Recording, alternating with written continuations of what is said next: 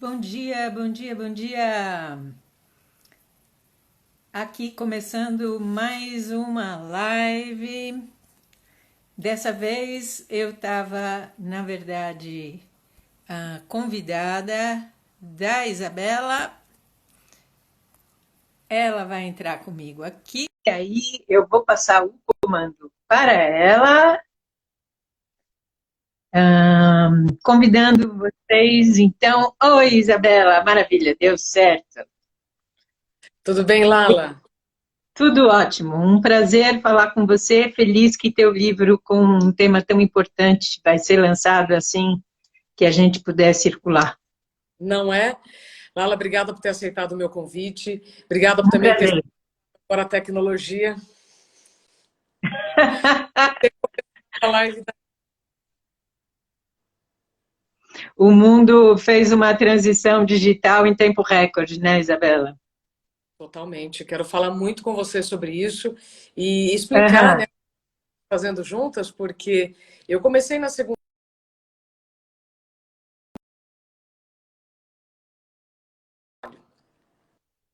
Tá me ouvindo?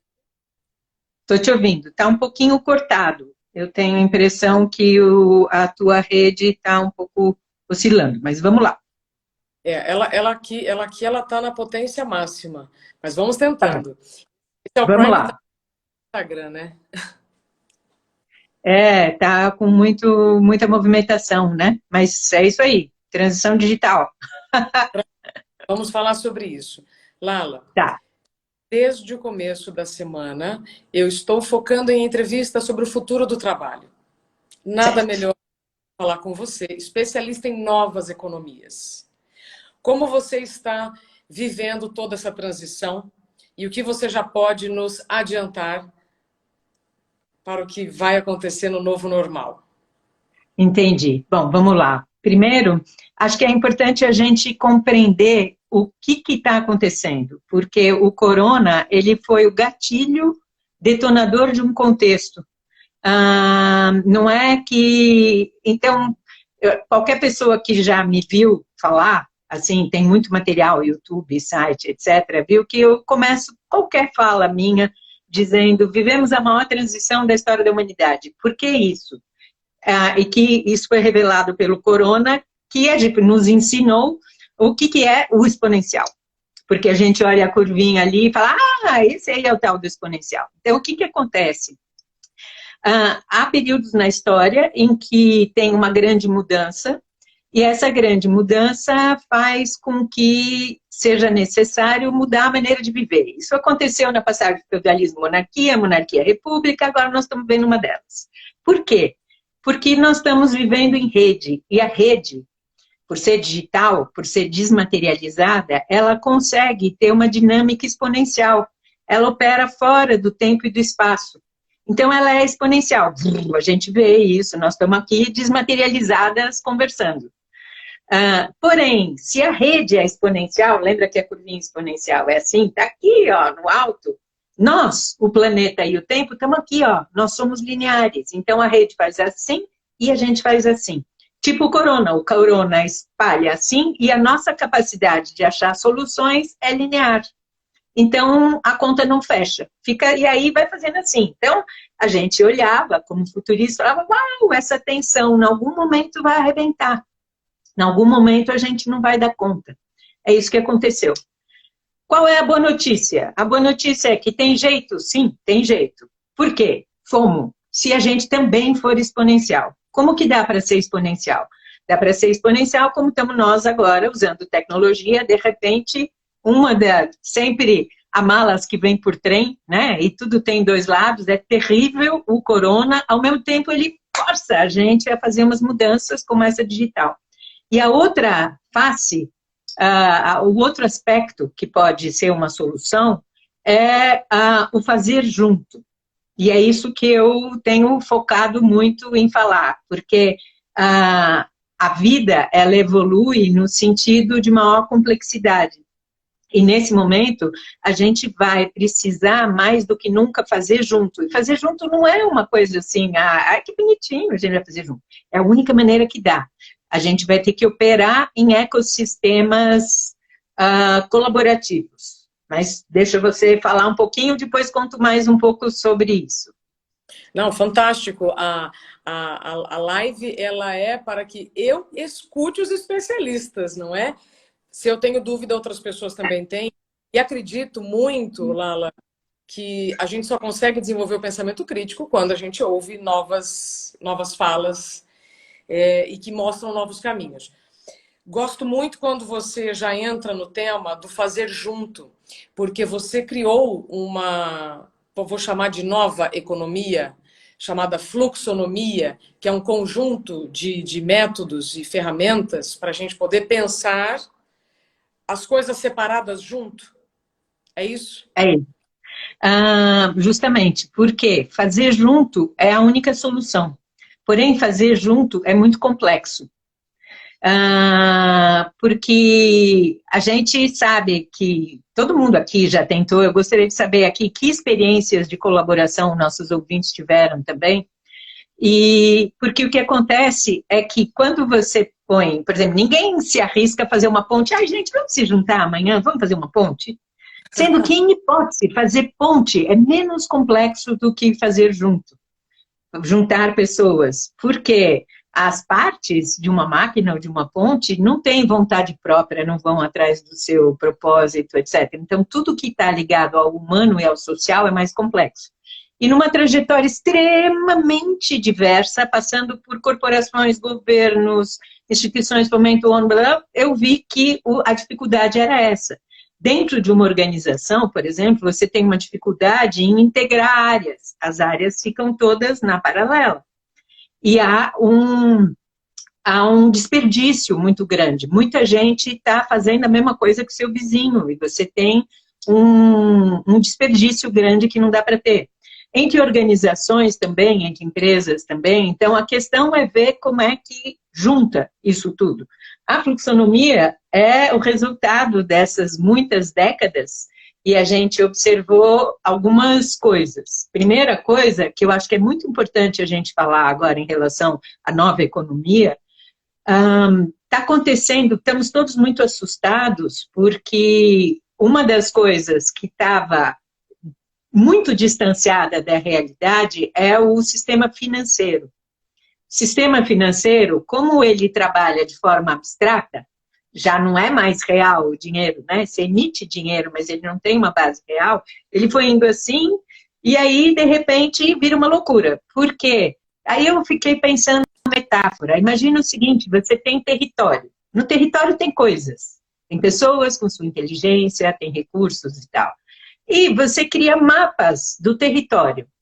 O sistema financeiro, de repente, falei, gente, vai ver que o sistema financeiro foi um pouco que, de repente, o mapa começou a valer mais que o território.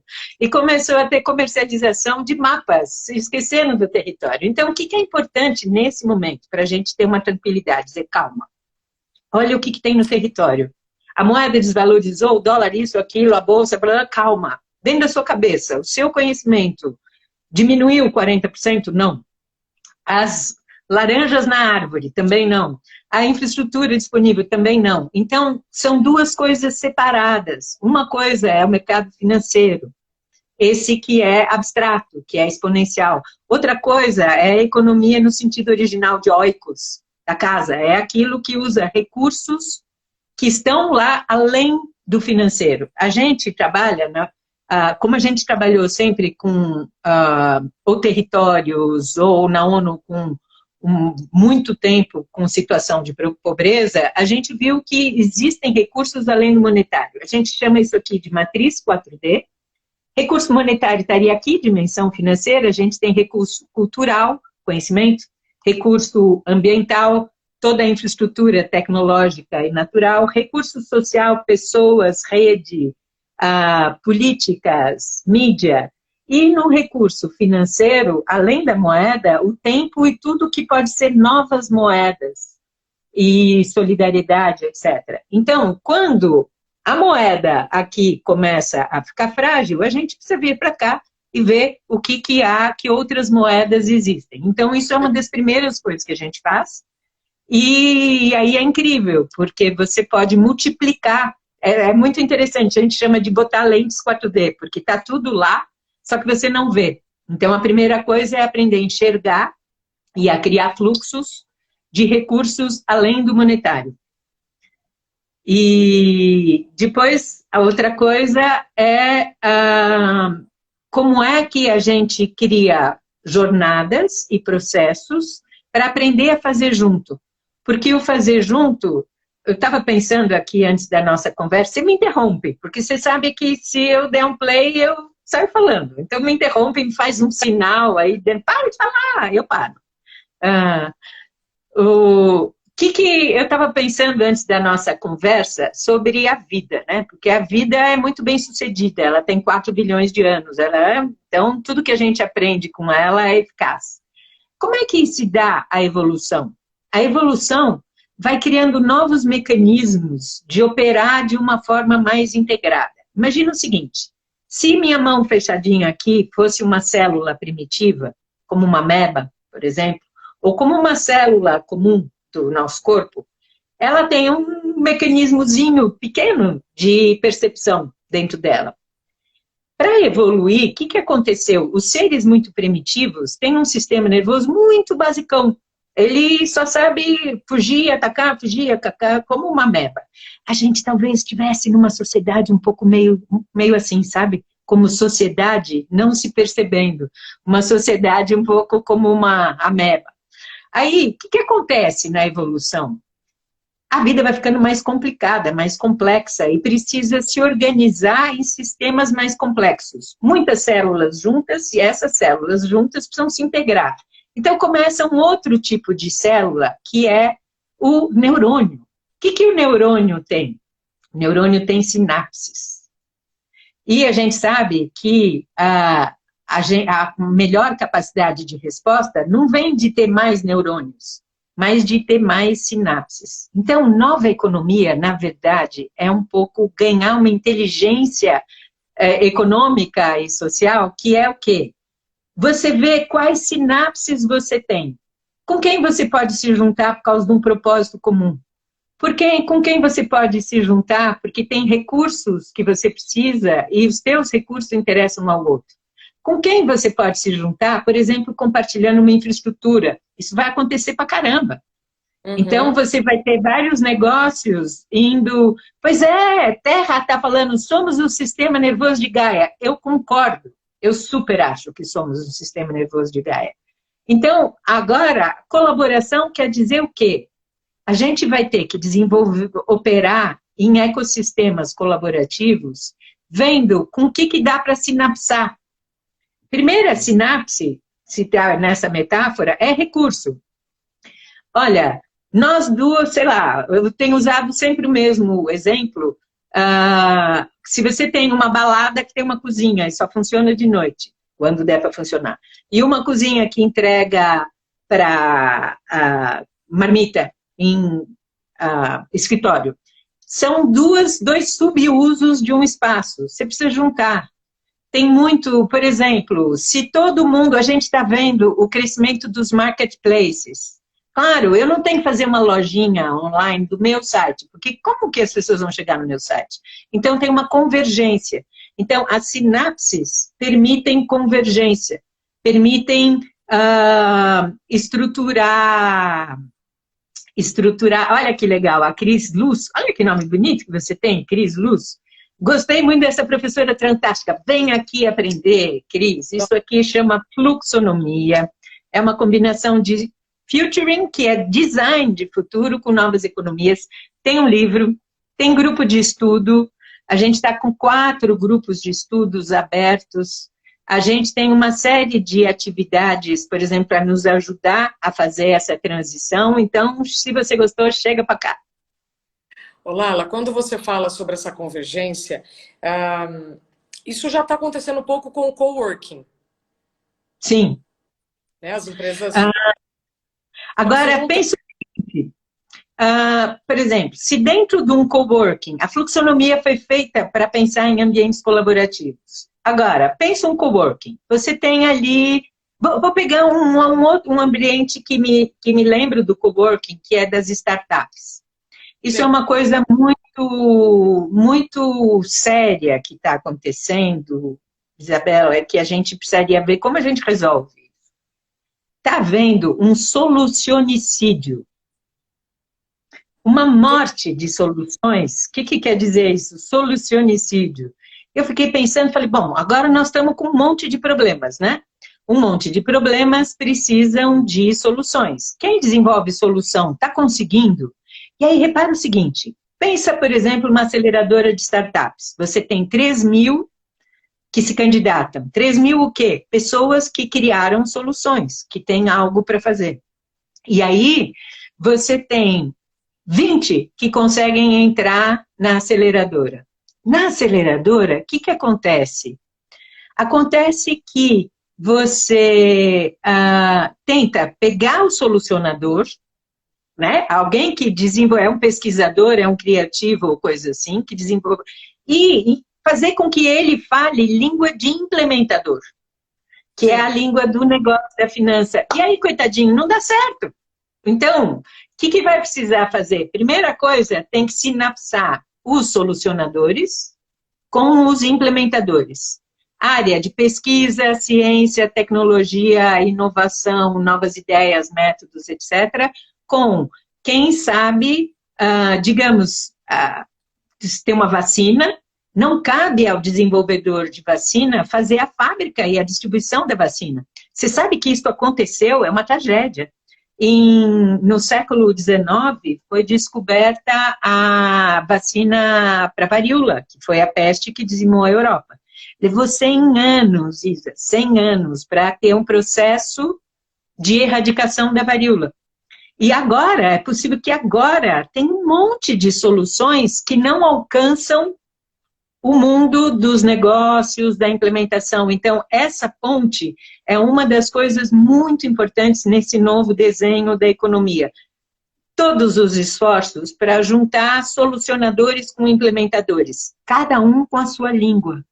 Porque o implementador não vai entender solucionês, e o solucionador também não vai, e aí isso causa muito sofrimento. Então, tem que juntar. Dizer assim, legal, você tem uma solução, você tem uma vacina, eu sei fazer fábrica, maravilha, vai dar tudo certo. Então, isso é uma das coisas que eu queria até te convidar para uma campanha. Estou falando muito sério, porque a gente não pode abrir mão de soluções agora, há muitas soluções. E essas soluções precisam encontrar quem as implemente. Eu sinto isso até com a gente tem uma vacina, entre aspas, econômica. Nós atendemos super bem uma quantidade de acordo com o nosso tamanho, sei lá, 20, 30 empresas. Mas podia ser muito mais. Só que para ser muito mais, eu não saberia fazer. Então, aliás, um convite. Quem é pequena e média empresa, por favor, entre em contato com a gente, que a gente está desenhando um processo, um pool, várias pequenas empresas, para poder fazer a nossa jornada de novas economias e colaboração, como a gente faz com as grandes empresas com as quais a gente trabalha, Natura, Sesc, Globosat e tal, não é acessível para todo mundo, mas se a gente faz pool, sim, e nós vamos começar um assim. Então, corre, escreve para a gente, eu acho que aí nas conversas tem informação nos comentários sobre como nos achar. Sim, inclusive, deixa eu achar aqui, o Luiz Carlos, né, comentou que o livro aparece o contrário. Luiz, eu recomendo que você siga a Lala no Instagram, entre também na internet, no site Fluxonomia 4D, que você vai descobrir um universo infinito de possibilidades. Lala, quando Sim, você ali tem muita informação, viu, Isa? Entrando no site do meu nome, seja por Fluxonomia, seja por meu nome, a gente tem uma coisa muito bacana para nos dar uma força nesse momento, que chama Jornada do Herói do Século XXI. São 15 áudios, você recebe a cada dia um áudio e uma missão para ajudar a apertar o refresh, que era outra coisa que eu queria comentar sobre esse refresh. Vamos falar. Porque... Pois não. Diga. Antes de falar do refresh, eu queria só trazer mais uma pergunta sobre este futuro desejável, né, sobre o futuro do trabalho. É uma quebra total de paradigmas, de crenças. Podem ter funcionado no passado, mas agora precisa ser revisado, porque a competição ela era muito alimentada, ela era valorizada. E agora, pelo que você está me dizendo, pelo que eu tenho ouvido, a competição vai ter que dar lugar para a cooperação. Exatamente. Eu acho que essa é a maior das quebras, sabe? Tem duas quebras grandes. Na verdade, se a gente fala em quebra, é uma palavra que a gente não gosta, é uma palavra que não dá conforto. Então, talvez é uma transição. A gente pensar de novo na natureza, né? Pensa que tem mudança, tem um momento que o ovo, a vida no ovo é uma vida. Aí tem uma hora que ele quebra, tá, quebrou. E aí nasce o pássaro. Então, o que eu tenho a impressão é que nós estamos numa metamorfose mesmo, sabe? E o momento da metamorfose, ele é sempre muito confuso. Como é confuso o momento, sei lá, do parto, do ovo que quebra, ou da crisálida antes de virar borboleta. Mas isso vai acontecer. E aí, que mudanças tem? Competição. Não. Inclusive, não sei se você sabe, eu estudei biologia. Biologia e História. Eu nunca me formei, porque eu sempre fui muito acelerada para o ritmo da universidade, mas eu estudei muito e sigo estudando. E o Darwin diz, das diferenças vem a evolução, e ele nunca disse que ganha o que compete. Na verdade, basta olhar uma célula. Uma célula já é uma colaboração entre várias partes, né? Então, competição não faz sentido, inclusive porque você vai ter competitividade, que é outra coisa, pela tua capacidade de colaborar. Então, digamos, você tem duas empresas que têm a mesma logística, e as duas estão com o caminhão pela metade. Pelo amor de Deus, vai ou entregar para dois públicos, cada um leva as coisas das duas empresas para um público para outro, ou divide pela metade o caminhão. Que é isso que acontece, quando você colabora, você reduz custos e amplia mercados. E aí, então isso é uma coisa. A outra coisa que vai acontecer é uma transição de gerar riqueza pelo consumir, que não dá, porque lembra do exponencial? Aqui você tem recursos limitados, é um corpo, um planeta e um tempo, e isso não consegue exponenciar.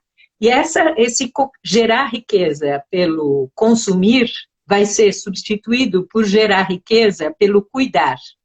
Porque eu não consigo usar 5 saias ao mesmo tempo. Porém, eu consigo cuidar de 5 coisas ao mesmo tempo, né? Então, essas são grandes mudanças. E a estrutura organizacional, que passa da célula ameba, que faz o seu sem saber o do outro, para a célula que funciona como um neurônio, que vai desenvolver sinapses para poder trabalhar junto. Olá. E como que isso acontece? Sim. Não, por favor. Não, eu ia falar do refresh, mas posso falar em outro momento. O refresh. Pode falar. Vamos lá, vamos ao refresh.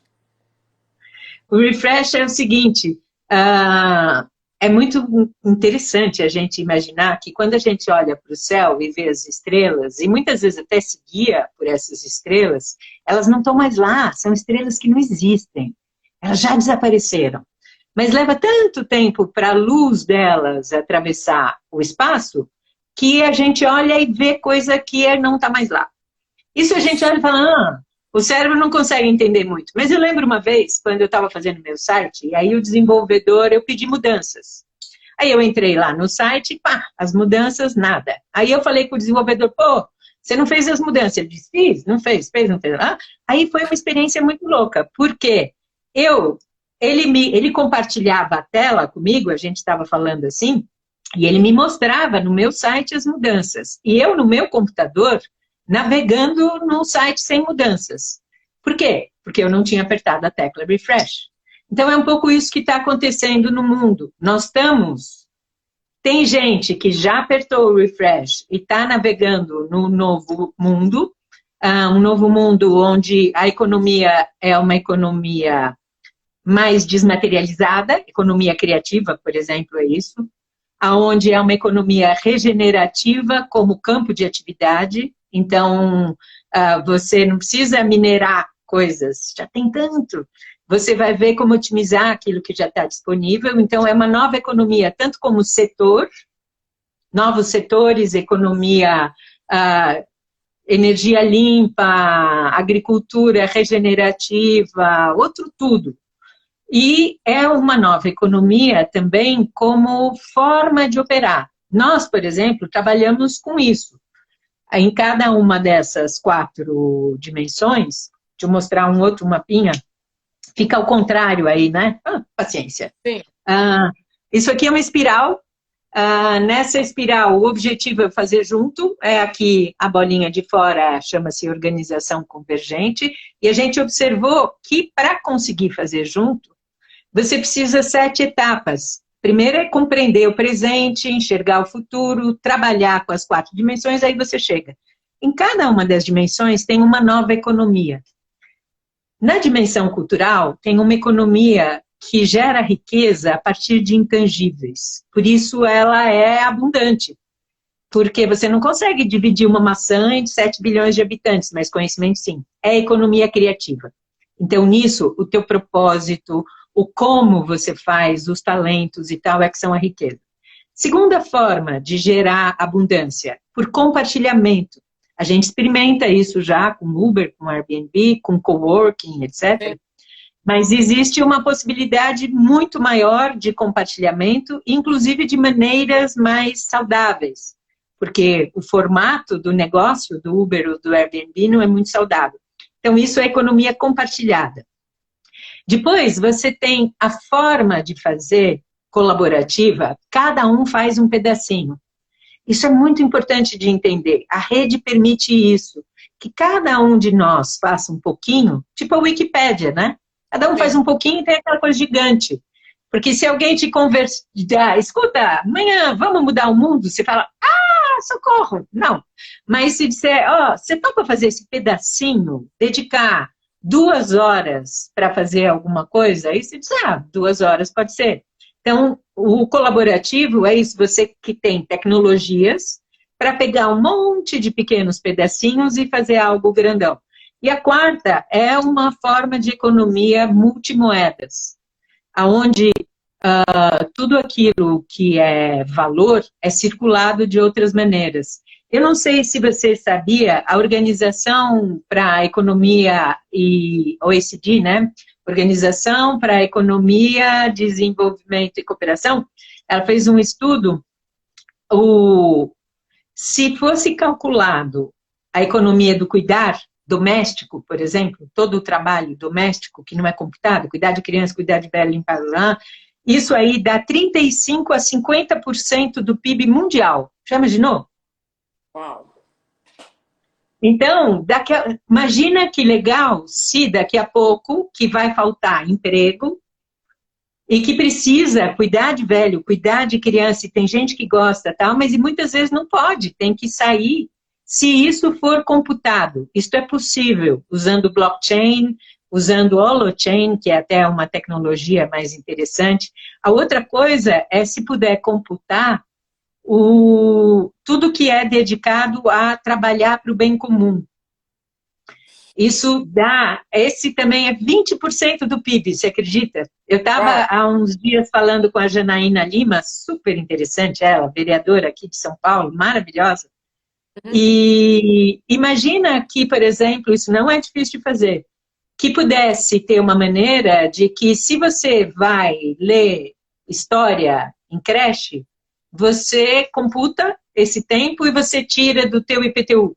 Por exemplo, o tempo da colaboração, se eu trabalho pelo meu bairro, eu desconto isso do imposto. Não precisa fazer todo o percurso. Eu pago o imposto em trabalhar para o bem comum. É esse tipo de coisa que já existem experiências, não é um delírio da minha cabeça, tá? Tem várias cidades, tem uma rede chamada Sharing Cities, que tem muitas experiências assim, então é muito importante, isso é um convite que eu faço, agora que você está aí quarentenado, pesquisa. Isso. Pesquisa tudo de lindo que tem. Porque, nossa, não faltam não faltam soluções. Elas só não são conhecidas. Perfeito. E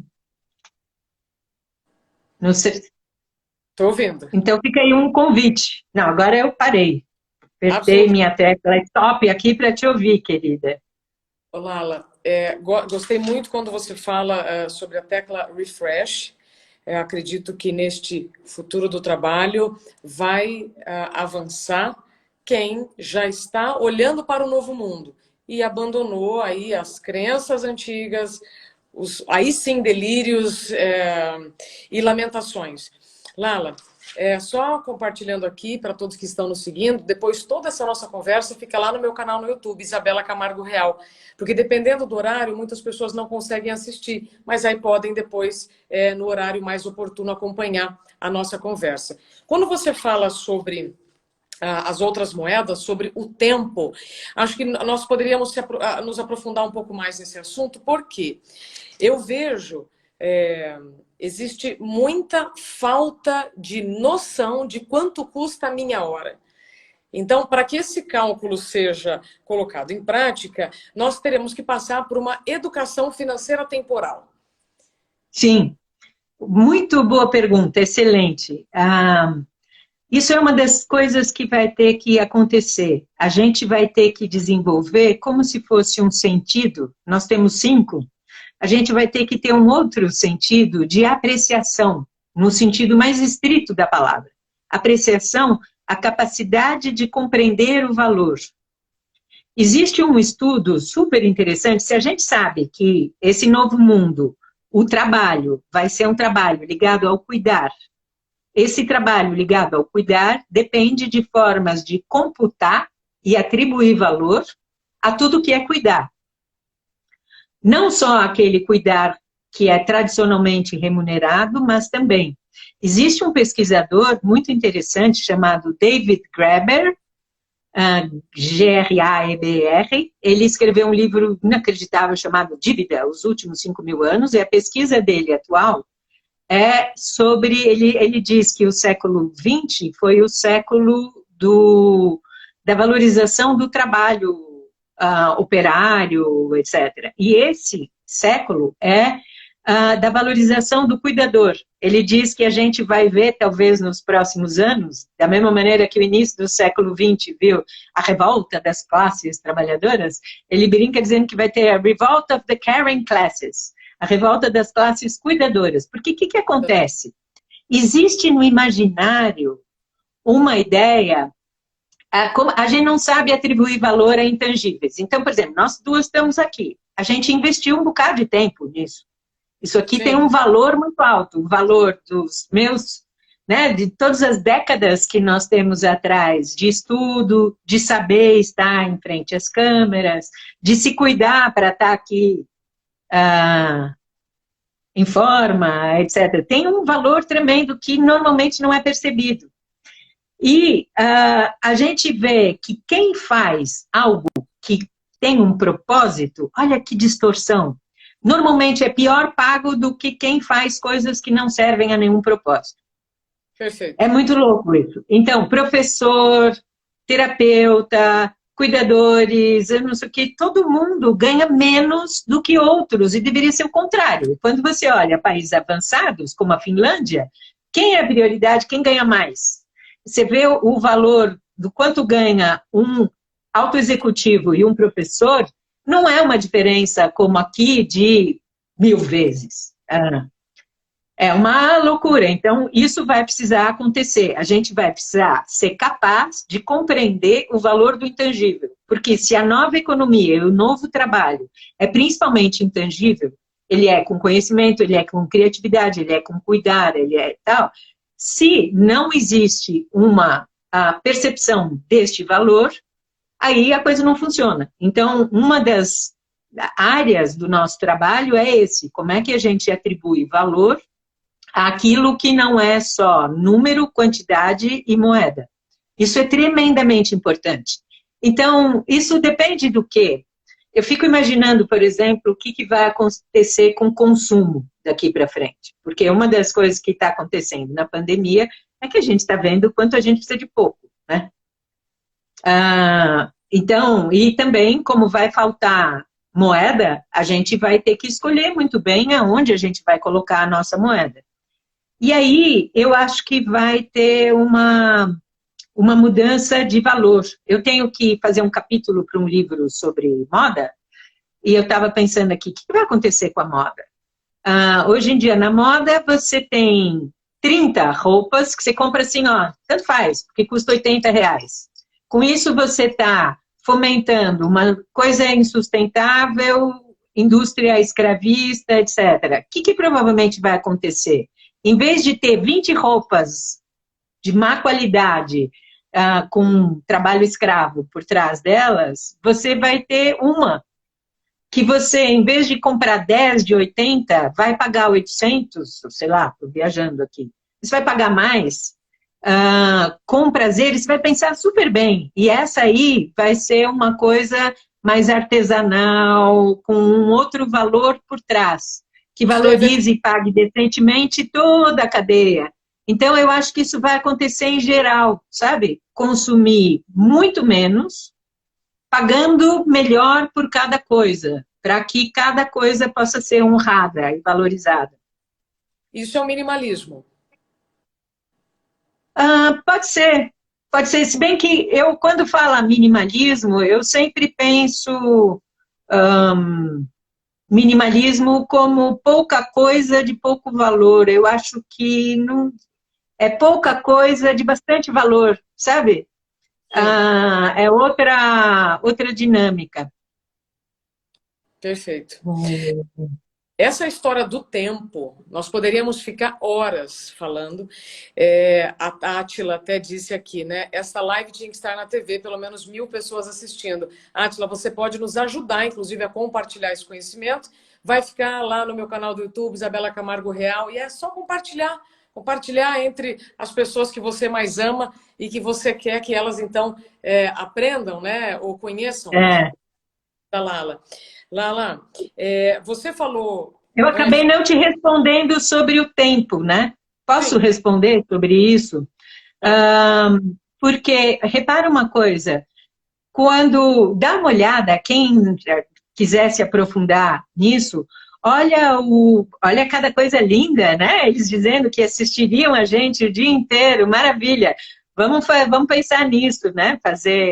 Eu fiz televisão há muito tempo atrás, morro de saudade. Queria de novo voltar a fazer televisão com foco em futuro.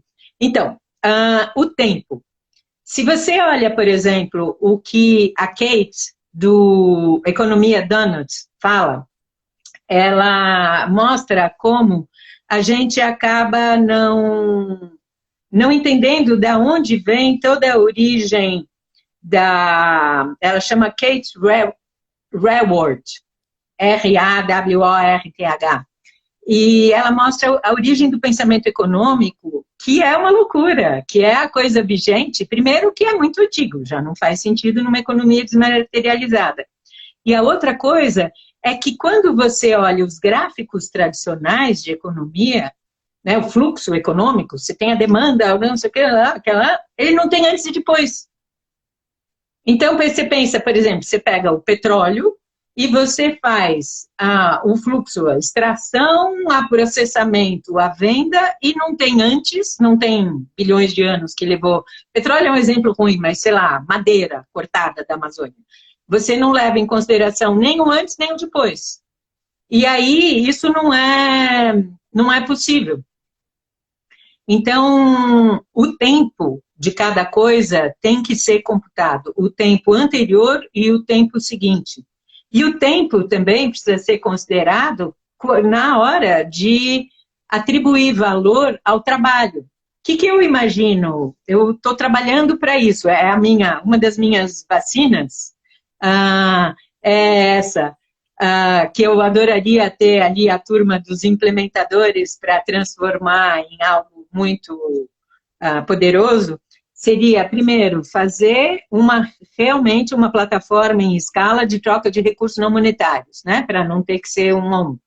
E a outra coisa é ter uma atribuição de valor em 4 dimensões. O que quer dizer isso? Digamos que você tem a tua hora de trabalho. Na tua hora de trabalho, na valoração, tem aqui quanto tempo você dedicou ao teu conhecimento. Alguém que está há 3 anos ou há 40, não pode ter o mesmo valor. Quanto de impacto positivo na saúde, no ambiente, na otimização dos recursos, o teu trabalho promove? Quantas pessoas você afeta positivamente e qual a tua conexão com quais redes, com quais grupos de transformação? Como você aproveita o tempo?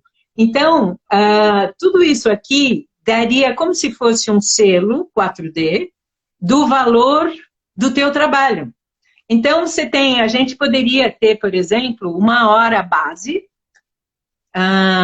digamos, a hora base é R$100. E conforme isso aqui, você tem um coeficiente.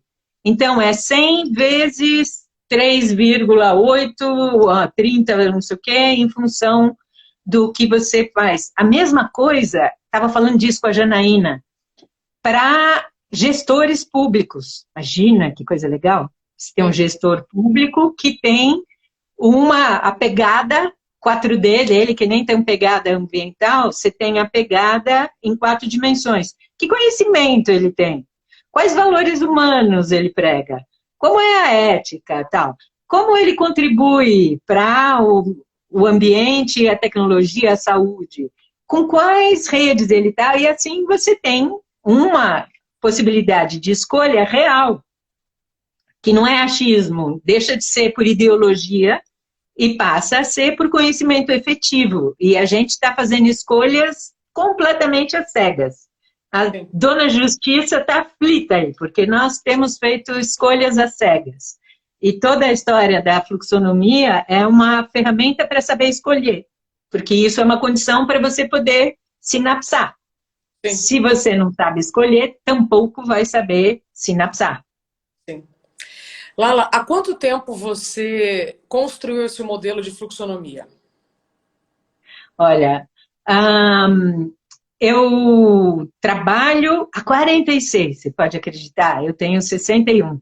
E uma das coisas que é legal de ser futurista é que ajuda a gente, acho que, a passear no tempo e não tem muito cabelo branco.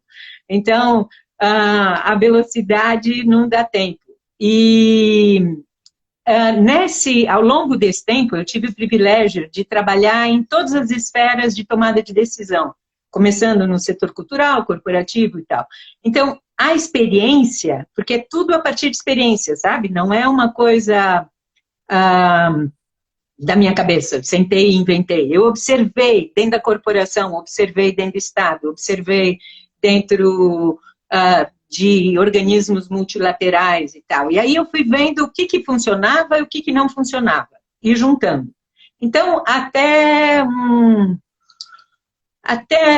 a primeira década do ano 2000, isso estava principalmente na minha prática pessoal e informações que eu fazia pequenas. Até que em 2011, 12, eu tive experiência, no tempo que eu estava trabalhando com a ONU, com economia criativa e colaborativa, de fazer projetos nacionais para Moçambique e para Cabo Verde. E aí me deu uma crise, Isa. Por quê? Porque é muito louco você fazer um projeto de país. Cabo Verde é um país que ele é um país pequeno, muito interessante, lindo, com um governo que não é corrupto, era uma coisa incrível. E aí, no momento de apresentar para os ministros, o que acontece? Primeiro, você tem 15 ministros, assim, é uma circunstância que eu já vivi algumas vezes. Metade não entende. Você está falando e eles com aquela cara de cocker spaniel, assim, dizendo oi. Não. E metade entende e diz, tá bom, mas quem já fez? E eu não sei fazer, eu quero fazer, mas eu não sei. Aí eu falei, não adianta ser assessora, não adianta apontar caminho, tem que preparar pessoas e métodos para fazer junto. Aí que veio tudo isso, o livro, tem outro livro que é super legal, que é de futuro, que é usado inclusive em escolas e deveria ser mais. Tem um Flux Cycle, que é para conhecer cada um, você vai girando, você conhece as 4 dimensões e as economias. Então, respondendo a tua pergunta, a partir de 2013, eu parei o trabalho internacional e fui estruturar esse conhecimento para ser compartilhado com outros e preparar pessoas, que são os fluxonomistas. Então, Perfeito. isso começa em 2000, a estruturação do conhecimento para aplicação por terceiros, não conhecimento tem 4 décadas, mas a estruturação para preparar pessoas é a partir de 2013, 14. Perfeito. Eu te perguntei isso porque ontem eu conversei com o executivo da Mercer, aquela empresa de consultoria para RHs. Eles fizeram tudo com 7.300 executivos de 34 países. E uma das principais conclusões é que, para este futuro do trabalho, vai existir uma grande falta de qualificação. E aí, o executivo até comentou, um profissional vai trabalhar em vários lugares. Exatamente o que você já estava falando anos atrás. Então, nesses últimos 13 minutos que nós temos aqui de Instagram, eu gostaria, então, que você, como futurista, nos colocasse um pouquinho desta nova necessidade de atualização. Porque antes as mudanças aconteciam mais devagar e agora elas estão muito mais velozes. Se antes alguém pensava, preciso fazer, não, agora tem que fazer. Não dá muito tempo para pensar. Como é que você vê isso agora? E para o futuro do trabalho, além de ser colaborativo, menos competitivo, essa palavra realmente já vai ficar demodê, para usar uma palavra também passada, mas para a gente então dar uma concluída, né, em tudo que você vamos lá. falou e agora para o futuro. Muito bom. Então, primeira coisa, ninguém mais pode se dar o luxo de ser analfabeto em relação ao futuro. Em círculos de estudos do futuro, a gente fala disso, sabe? Teve momentos em que era um problema você ser analfabeto e saber ler e escrever. Agora, todo mundo tem que ter uma compreensão de futuro. Tem que entender para onde a gente está indo. E uma compreensão de futuro que não é só tendência, porque a tendência você pega o presente e amplifica. Então, por exemplo, dentro de um estudo de tendência, não dava muito para imaginar um contexto como a gente está vivendo. Segunda coisa, você precisa conhecer novas economias. A economia tradicional, ela já não é mais uma economia à base de commodities, à base só de coisas materiais, não dá conta do mundo intangível. Então, tem uma migração na direção de novas economias como setor, para poder ser sustentável, e de novas economias como modelo de operação. São 2 coisas diferentes. Então, por exemplo, o último trabalho que a gente fez para a Natura era pensar um novo negócio com um novo modelo de negócio. Preciso dos 2. Então, executivos e seres humanos em geral têm que saber futuro e novas economias. Para isso que a gente existe. Então, vem para cá. A gente está se preparando para isso faz muito tempo. É uma maneira muito simples. A gente tem coisas de repertório. Porque não sei se você sabe, Isabela, imagino que sim, pelo teu trabalho, o cérebro, ele só reconhece, ele não compreende coisas que ele não tem repertório. Então a gente precisa dar repertório, senão nós vamos ficar sempre tendo as mesmas coisas que não servem para poder se juntar. Segunda coisa do futuro do trabalho, pensa nisso, de mudar do consumir para o cuidar. Então, profissionais, empresas e organizações vão precisar fazer essa pergunta, eu cuido de quê? Hoje a gente tem algumas coisas que vão precisar se generalizar. Então, por exemplo, o sistema B, para quem não conhece, vai lá dar uma olhada também, são negócios para o bem comum, business for benefit. E hoje é até engraçado que isso exista, como negócio de impacto. Daqui a pouco, não vai fazer o menor sentido dizer isso, porque não vai poder existir um negócio que não é para o bem comum, ou um negócio ou um perfil profissional que não gere impacto positivo.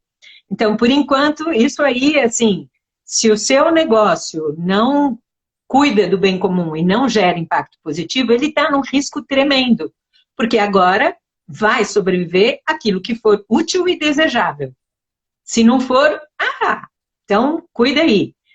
O que mais? pessoas no centro. Então, o RH, ele tem cada vez mais uma importância estratégica. E dentro da coisa das pessoas, você precisa ter mecanismos de reconhecimento de quem está lá e de expressão do todo. Então, acho que o próprio modelo organizacional vai precisar mudar, sabe? Tem umas coisas, a tomada de decisão, existe muito conhecimento muito legal sobre isso, do reinventando organizações, de holacracia, etc., de novos arranjos, onde você é corresponsável por aquilo que você faz. E sabe uma coisa que vai precisar muito? Outra chamada para outro movimento. A gente viu nos últimos anos uma exacerbação do propósito. O propósito é muito importante. Mas se cada um tiver um único, o seu propósito, de novo nós estamos todo mundo andando na paralela. Então, precisa algo que seja o propósito comum, a causa comum. Então, cuida disso. Senão, é um monte de autista. A gente deixa de ser o neurônio que sinapsa e volta a ser a célula sozinha, autista, que só quer fazer o seu. E que mais? A outra coisa é que houve uma exacerbação da questão de liderança. Liderança quer dizer que você é autônomo e você é senhor de si. Mas não quer dizer que dentro de times e organizações e processos, todos são líderes. Porque se todo mundo for líder, de novo, nós estamos todo mundo na paralela. É um monte de cacique e... Então, tem um movimento super importante que é o tojuntismo. O que é o tojuntismo? O tojuntismo são as pessoas que fazem junto. Tem os líderes que têm visão, que têm tal, e tem os quem vem junto. Como a gente falou agora há pouco, né? Tem os solucionistas e tem os implementadores.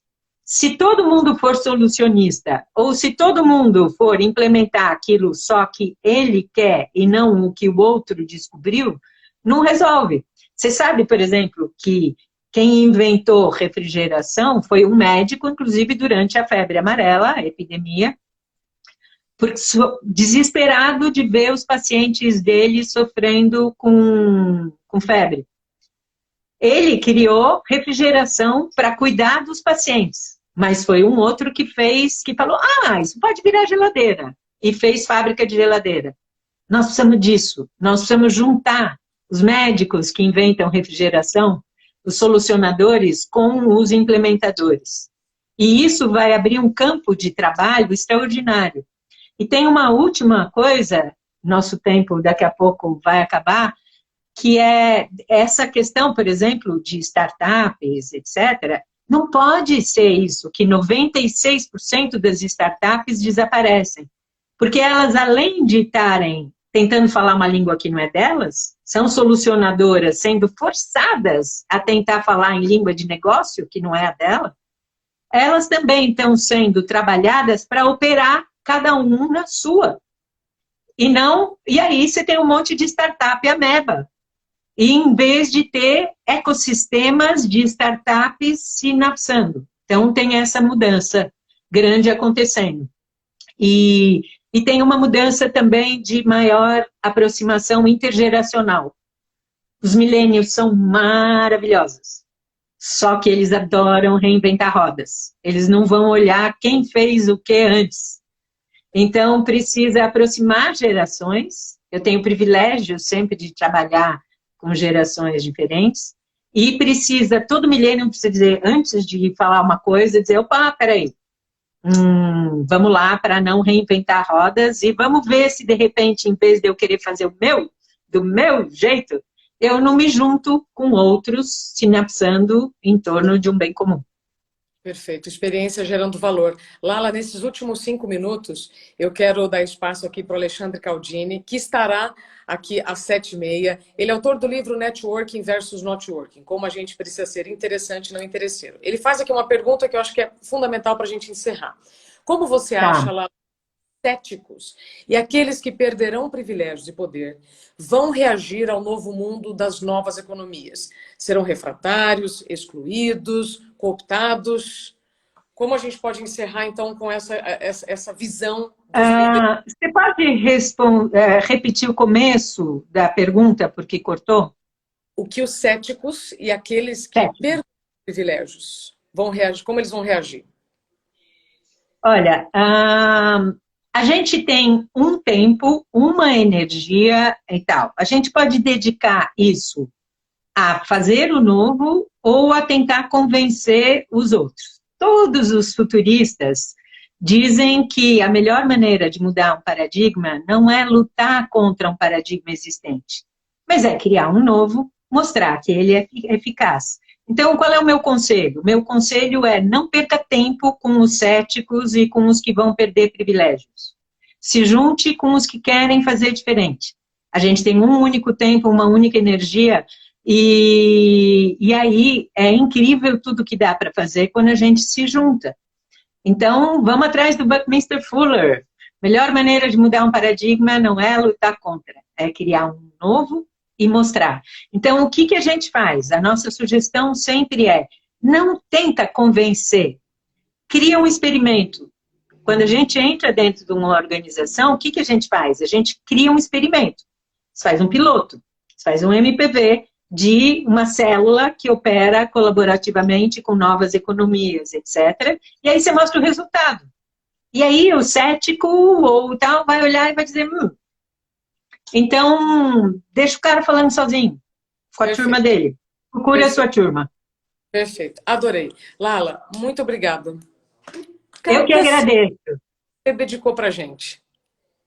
Foi um prazer e muito lindo o que você está fazendo, ansiosa pelo livro. Repito que se você gostou disso aqui, a gente tem um monte de atividades para poder te acolher. A gente tem grupo de estudos do livro de novas economias e futuros desejáveis. A gente tem um caminho para te ajudar a fazer essa transição e apertar refresh. E a gente tem vários, por isso, nosso presente. E a gente tem várias coisas pagas também, claro, como consultoria para pequenas empresas. Se você quiser, se junta, nós vamos fazer um pool de uma jornada de criar ecossistemas.